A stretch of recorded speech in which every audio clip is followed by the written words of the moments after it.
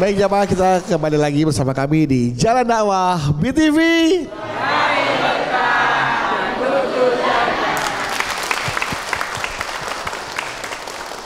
Ampunan Allah itu dekat, asal kita senantiasa mendekat, ya. Nah, mendekati Allah dengan ibadah wajib dan sunnah, apalagi saat Ramadan. Nanti akan Abi lanjutkan tausiahnya, tapi sebelumnya ini ada pertanyaan dari jamaah yang ada di rumah yang sudah masuk melalui akun Instagram kami di @jalandakwahbtv_official, ya.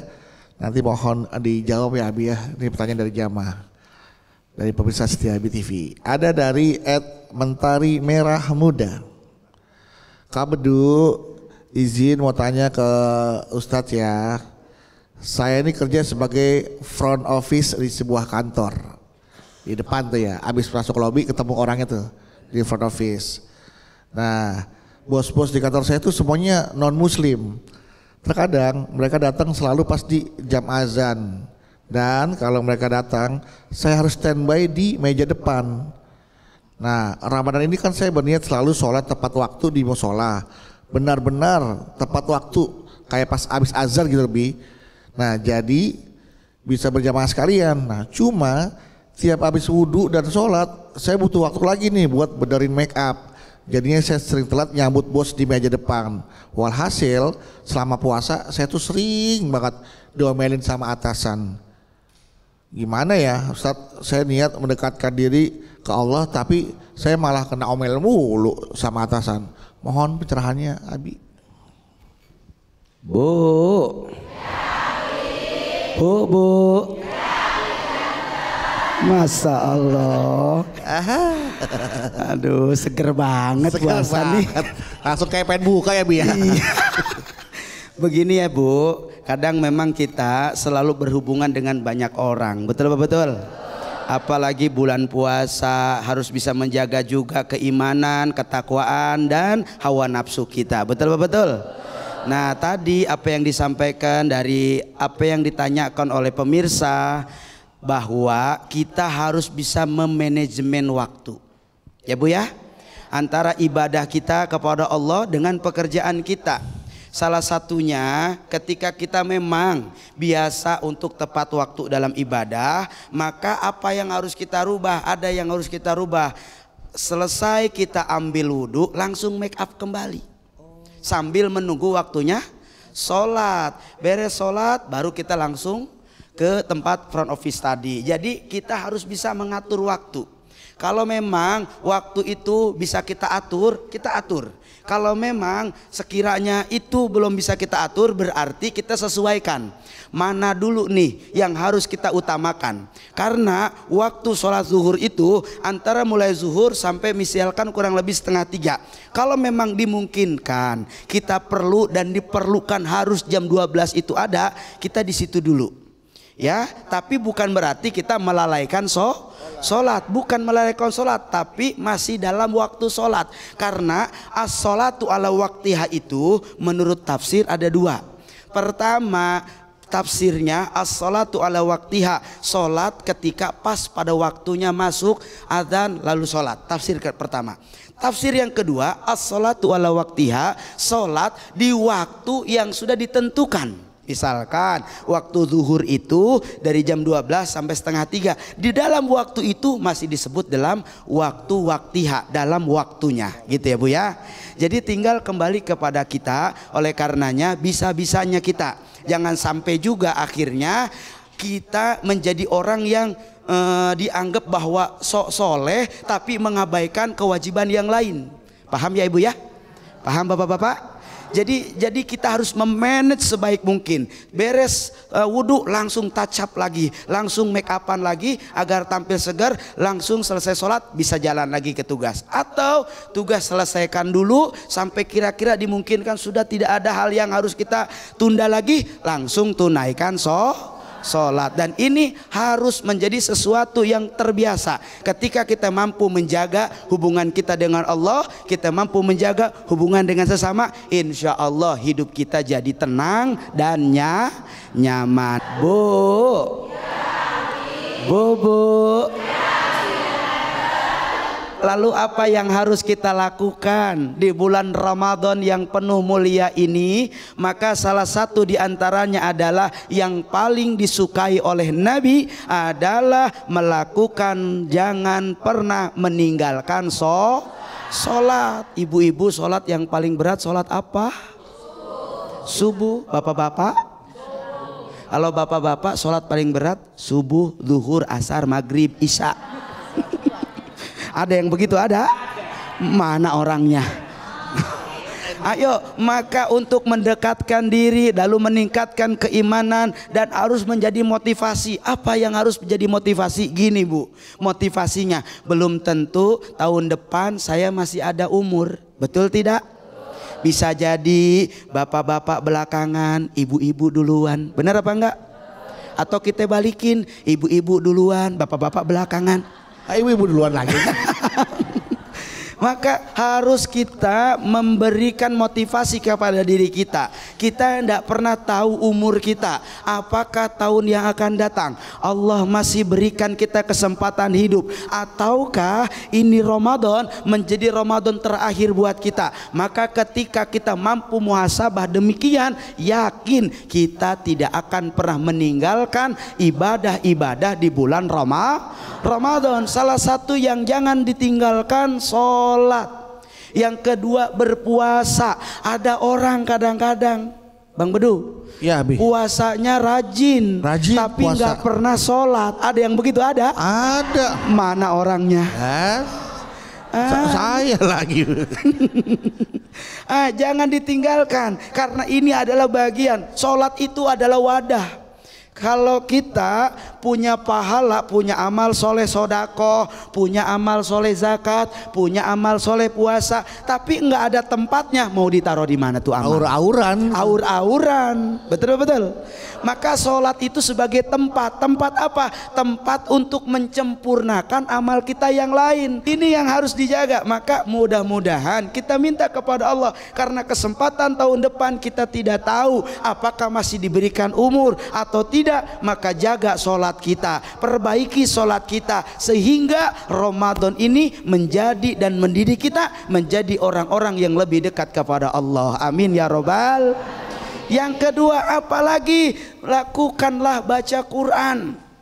Kadang ada Bu, ada kadang ada di bulan-bulan yang lain kita tidak pernah megang Quran. Kadang-kadang Al-Quran cuma hanya jadi kaligrafi di rumah, atau dipegangnya waktu saat akad nikah doang. Ada yang begitu? Ada? Ada. Mana orangnya?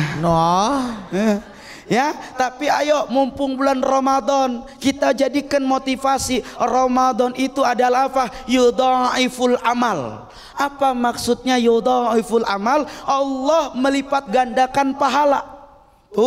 Tidak di bulan yang lain, tapi hanya di bulan Ramadan Allah melipat gandakan pahala. Maka ini kesempatan buat kita di bulan Ramadan banyak membaca Al-Quran.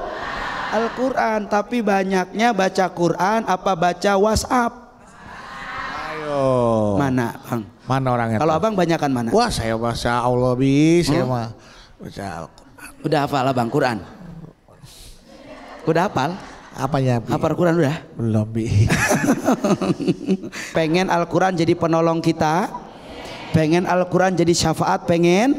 Kalau pengen, mumpung bulan Ramadan, khotamkan membaca Al-Quran. Siap baca Quran? Alhamdulillah. Baik, terima kasih untuk Abi, Bu ya. Abi, kalau kita baca Al-Qurannya di handphone boleh Bi? Boleh. Kan soalnya kalau Al-Quran yang saya punya hurufnya kecil-kecil tuh Bi. Kalau di handphone kan bisa diginiin tuh hurufnya. Zoom gitu ya? Bisa di zoom. Ini huruf apa nih gitu kan. Benar. Ditambah lagi ada Latinnya di bawah. Benar. Abang baca Quran apa Iqra kalau di handphone? Udah Al-Quran. Tapi dari Iqra dulu. Oke, baik. Sekarang kesempatan lagi siapa yang mau bertanya? Siapa yang mau saya? Saya, Ibu. Siapa lagi? Oke. Tangan atas sebelah sini. Ya Bu. Nah ini dia. Ya. Assalamualaikum warahmatullahi wabarakatuh. Waalaikumsalam warahmatullahi wabarakatuh. Saya yang bernama Ibu Atika dari Majlis Taklim Nurul Iman. Iya, silakan Ibu Atika. Abi, saya mau curhat. Boleh Ibu. Di bulan puasa ini saya mau ngajak suami saya bareng-bareng baca Al-Quran, sholat sunnah tahajud, sholat sunnah hajat, tapi suami saya suka enggak mau diajak gitu. Kalau diajak suka marah-marah. Alasannya apa enggak mau, Bu? Alasannya katanya ngajinya ntar katanya di masjid, apa di tempat kerjaan gitu. Kalau bangun suka tidur lagi, diajak gitu. Ini bangun, tapi tidur. Maksudnya habis bangun tidur lagi gitu, Bu. Saya ajak, kalau ajak sholat sunnah suka nggak mau. Ya, mic-nya dikit, Bu. Iya. Diajak sholat sunnah nggak mau. Antar aja lah di kantor, antar aja tempat kerjaan gitu. Iya. Padahal ingin Ibu pengen jamaah sama suami Ibu ya. Iya. Terus? Gitu. Tapi kalau sholat wajib masih dia suka dikerjakan gitu. Di kerjaan? Dilaksanakan gitu. Oh, saya pikir sholat wajib di kerjaan. Ya, dilaksanakan maksudnya. Iya. Terus? Iya. Supaya saya kan suka kesel gitu ya. Iya. Jadi supaya saya tidak membatalkan puasa, jangan emosi, bagaimana menegur dengan secara baik gitu, dengan kalimat yang baik. Selama ini Ibu negur ke suami gimana coba? Dianya suka marah-marah. Enggak, Ibu cara negurnya gimana? Ini misalkan ini gimana? Suami Ibu deh misalkan. Contoh. Suami Ibu. Silakan gedek enggak apa-apa, gedek enggak apa-apa. Iya. Ini, Pak, sholat sunnah atuh, jangan tidur melulu. Terus kata suami sayanya gini, itu urusan saya gitu. Oh, Pak. Ibu juga ngomong gitu. Oke, siap, ulang ya.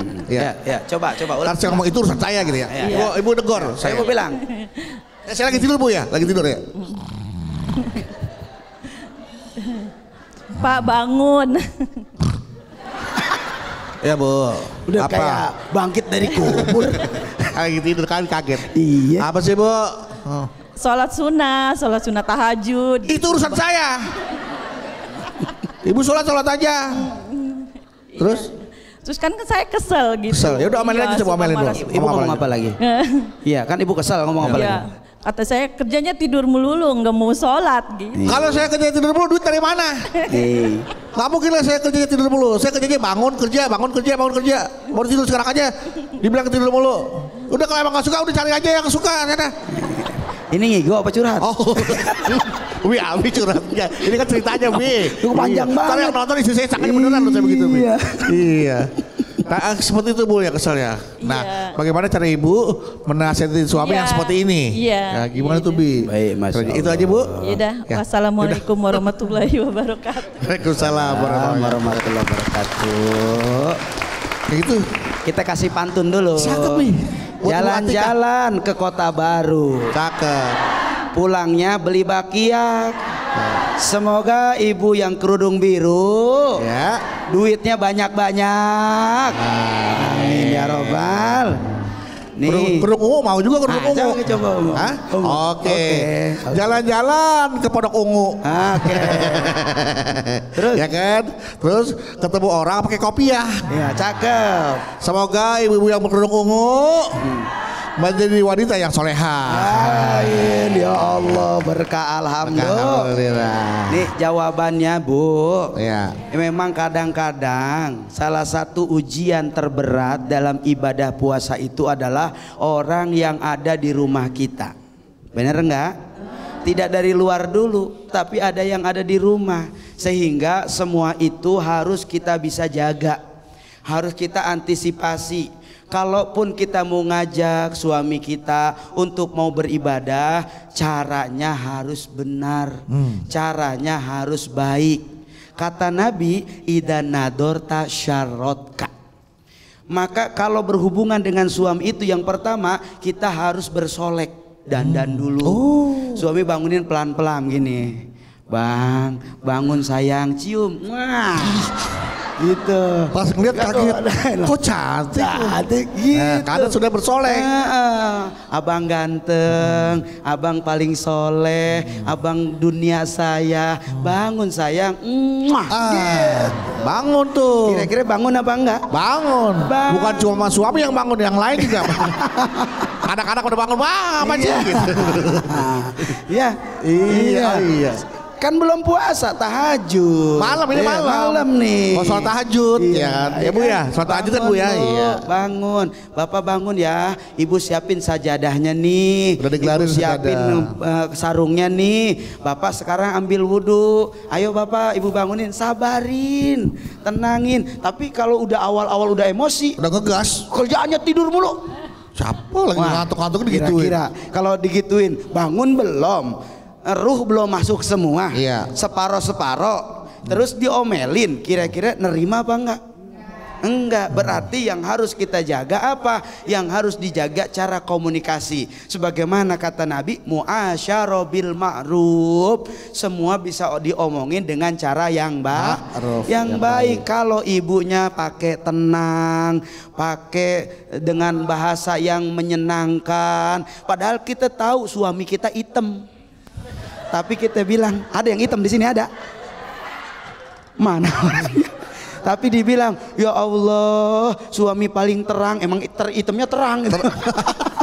Suami saya paling ganteng, kata suaminya. Jelas gua hitam, dibilang ganteng ya kan? Tapi dia jadi seneng. Ya putihnya suami saya, fitnah banget kan? Iya. Ya, tapi jadi seneng. Jadi suami itu senengnya disanjung. Yang suami saya, yang pipinya keabu-abuan bakso gitu. Nah, jadi bangun komunikasi yang baik dan jaga apa? Jaga emosi kita. Karena kalau sudah dibangun yang pertama rasa emosi, lalu kita merasa seolah-olah bahasa kita nih kerja tidur mulu, seolah-olah kerjaan suami selama ini tuh nggak dianggap. Nah, gitu. Jadi mereka berpikir begini Bu, gua tuh capek banget, nggak ngerti banget sih keadaan capek, kerja banyak ini itu. Memang kadang-kadang suami itu pengennya di ngerti aja. Ada yang begitu ada? Mana orangnya? Iya, tapi memang harus bisa saling memaklumi. Betul apa betul? Kalau suami lagi marah, ibunya harus diem. Kalau istrinya lagi marah, suaminya harus diem. Jadi semua harus saling berganti. Coba kalau semuanya marah, kira-kira tsunami enggak? Bro, iya kan? Maka ini yang harus dibangun, cara komunikasi kita. Rumah tangga itu ibadah yang paling panjang. Pahalanya tidak terkira. Maka akan sangat sia-sia kalau tiap hari sama orang yang selalu berdampingan sama kita marah-marah mulu. Kira-kira rugi apa enggak? Ada orang bang, ya kalau suaminya nggak ada, girang banget. Siapa tuh orang? Giliran ada di rumah, dia pura-pura puyeng terus. Ada yang begitu ada? Ada, nggak ada kayak Poatika namanya. Poatika. Enggak, ada orang sono. Orang sono ya. Kapan lagi kemari? Sama juga. Ada, Bu, jangan kayak gitu ya Bu ya. Ada suami seneng, nggak ada suami tetap seneng. Ini suami di rumah kayak puyeng. Kayaknya. Jangan buat suami ibu jadi nggak betah di rumah. Gara-gara kenapa? Lihat istrinya cemberut mulu. Ada yang begitu ada? Banyak, kok jujur-jujur amat. Ayo, maka mumpung Ramadan ngebangunin suami berpahala, tapi juga akan jadi dosa kalau caranya salah. Ya Bu ya. Jangan gini juga sama suami nih. Ibu sudah siapkan nih sahurnya. Bangunin suami udah bangun, ibu ngomong gini, mumpung tuh saya masakin. Kalau saya nggak masakin, siapa yang masakin? Makan. Nah. Wow. Seneng suami digituin. Ada yang begitu ada? Mana orangnya? Iya. Jangan biar misalkan suami makannya sahur, kadang-kadang orang baru sahur makan juga sambil tidur. Ada yang begitu ada? Ada. Makan matanya merem ada? Ada. Mana orangnya? Ayo, yang penting bangun dengan cara yang baik, lestarikan positif, dan mudah-mudahan itu mendatangkan rahmat dari Allah. Amin. Baik, saya tepuk tangan buat Ibu Atika. Ya Bu ya, tadi cara-caranya, kalau cara-cara dengan cara-cara yang ma'ruf insya Allah ya. Iya. Akan ada kebaikan dan juga keberkahan di bulan Ramadan. Jadi nggak rugi ngebanguninnya. Betul. Baik, setelah Ibu Atika, siapa yang mau bertanya? Iya. Silahkan Ibu. Ini ibu pasti ya. Ya. Silakan Bu. Assalamualaikum warahmatullahi wabarakatuh. Waalaikumsalam warahmatullahi wabarakatuh. Izin Mau kemana Bu? Izin memperkenalkan diri, Abang diri. Bedu. Mau ke belakang ya, Bu, izin. Abi, Iya. nama saya Sukriyawati. Siapa? Sukriya. Sukriya. Dari kata Wati. Sukron. Iya. Terima kasih artinya. Sukriya, ya. Sukriya. Sukriya. Artinya terima kasih. Terima Betul. kasih. Masya Allah. Sukriya, Sukriya. Terima Iya, kasih.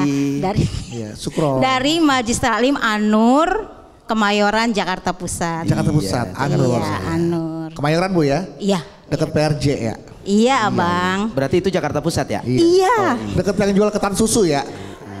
Iya, Ondel-ondel. betul ya, iya. Ondel-ondel ketan susu. Iya, punten Abi, Iya. mau curhat, Boleh. sekaligus mungkin solusi, Boleh. pencerahan gitu Abi. Susah amat kayaknya Ibu hidup. Iya, Bang, Buku banyak beneran. pemasukan banget ya. Oke. Iya, Bang, begini Bang ya, bukan ini Abi bukan mau pamer ibadah, bukan ya Abi? Enggak, kita tahu lah, Ibu bukan. ahli ibadah kelihatan. Perasaan saya teh gitu ya, Iya. sudah ibadah gitu ya, yang wajib saya jalankan, yang sunah-sunah saya jalankan, istighfar iya, ya kan, zikir gitu ya. Apalagi di bulan Ramadan ini kan makin mendekatkan diri kepada Allah gitu. Tapi bingung Abi, kok rezeki seret aja gitu ya.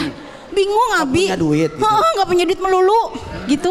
Merasa udah ibadah aja udah total Abi. Iya, total Karena Abi. udah maksimal gitu ya. Iya, Udah perasaan udah maksimal. maksimal Abi, Tapi- bukan pamer ini, tapi seret aja gitu Nggak punya Abang. duit.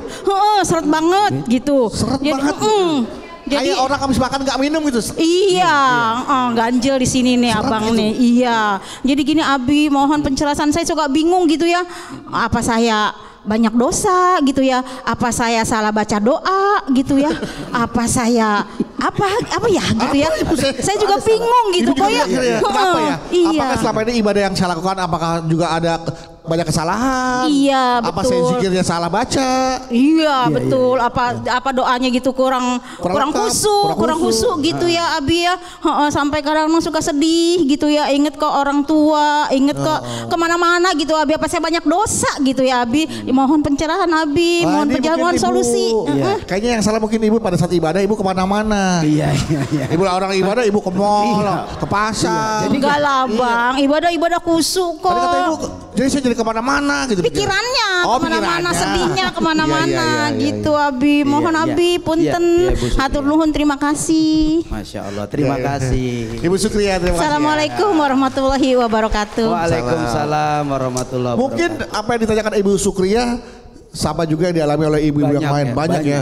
Kok gue ibadah udah rajin banget nih, apa aja udah rajin, sholat ibadah iya, sholat wajib iya, sunnah iya, zikir iya, semua ibadah dilakukan. Tapi kok rezeki seret. Sementara orang yang kita lihat, dia kagak ibadah biasa aja tuh, rezekinya kayaknya gampang banget, kaya, beli mobil, beli motor, beli tanah, ya kan? Saya Enteng banget enteng banget. Nah, nanti akan jawab Abi ya. Sabar Bu ya, sabar. Insya Allah rezeki Ibu akan datang sebentar lagi.